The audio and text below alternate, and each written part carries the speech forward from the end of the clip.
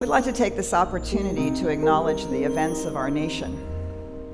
We used to light a candle, and it seemed like we were lighting a candle so often for things that were happening in our country and around the planet. And we've not lit a candle for the pandemic, for COVID. We've not lit a candle through the Black Lives Matter protests. And because we've been pre-recording all of our services. But now that we're live again, it gives us an opportunity to be much more current and present. And so today, we are going to light a candle. We're going to light a candle for our nation. Light a candle for democracy. Light a candle for the ability to disagree civilly. A willingness to recognize that it is in the diversity of our opinions and our lives that we are strengthened, but not through violence and not through hateful rhetoric. Most importantly today, we want to light a candle for the power of words. We used to say as children, sticks and stones will break my bones, but words will never hurt me. And what we have learned over the course of these last weeks and months is that that's not true. This is simply an outpicturing of what we know to be true in the science of mind. We use our words because they are spiritual power. It is our words that create reality. Those words that we use with emotion, with belief, whether true or false, those words matter. And the words that we use create our future. So today we light this candle to the power of our words, spiritually grounded, deeply embedded in the truth of love, of oneness, of healing, words of civility, democracy, finding the middle way, learning to speak across boundaries and barriers, words that matter. Won't you join me as we go within?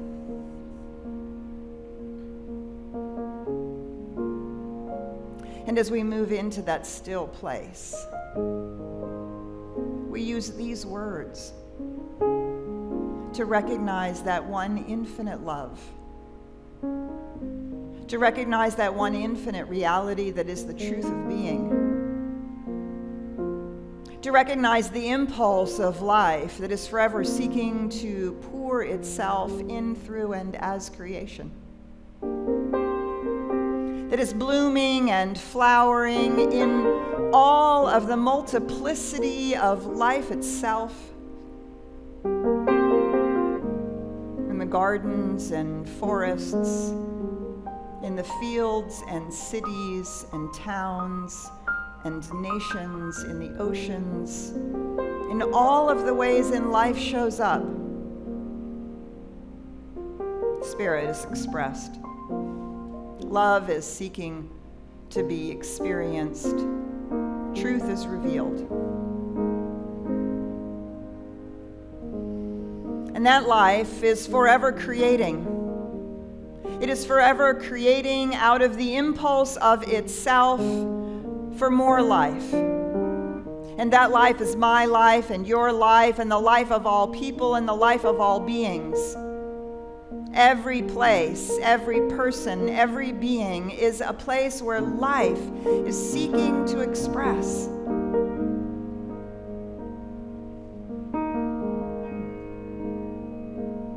And so this morning, collectively, I shape our future with these words. I realize that love is the impulse, and that there is a universal power that is forever creating. And I use these words to shape that future. A future for a rich and powerful democracy. one that is big enough to hold our differences, true enough to the ideals and aspirations of our hearts, and forward-thinking enough to build a nation that is sustainable, whole, healthy, abundant for each and every person, each and every life. I accept nothing less than this truth as it pours through the minds and hearts of every leader, every politician. May each heart be lifted and blessed by the possibility of a future that is brighter and fuller and richer than we have ever imagined before, that does in fact include all in ways that we have not even imagined. I use this word to shape a future in which disagreements are handled with civility, with interest, with curiosity, and with possibility. I shape a future in which civility and communication and, shall we even say, love are present in our politics, in our politicians, in our laws, in our government, in our businesses, in our corporations, in our leaders, in our families, in our own lives. This is the future I shape for each of us with these words. And I recognize that there is a universal power and a presence and a law that knows how to do this, even if I don't, even if we don't. And I allow that path to be made known. I speak for the wisdom and intelligence of the universe itself as it pours through every mind and every heart, bringing awareness, consciousness, and revealing a greater possibility.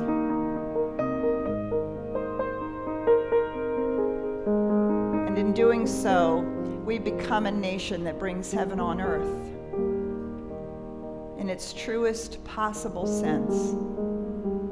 Everyone, all beings, held in respect, in love, in care, in support, in flourishing and thriving lives, intertwined in ways that we cannot even imagine. And I accept the creative impulse that explodes across the minds and hearts in a whole new way, bringing peace, prosperity, and possibility. Because I know these words matter. I know the law has already begun to manifest this truth for each and every one of us. With deep and profound gratitude, I release these words now. As they take their place in the co-creative process, I accept it as already done. I let it be. And so it is.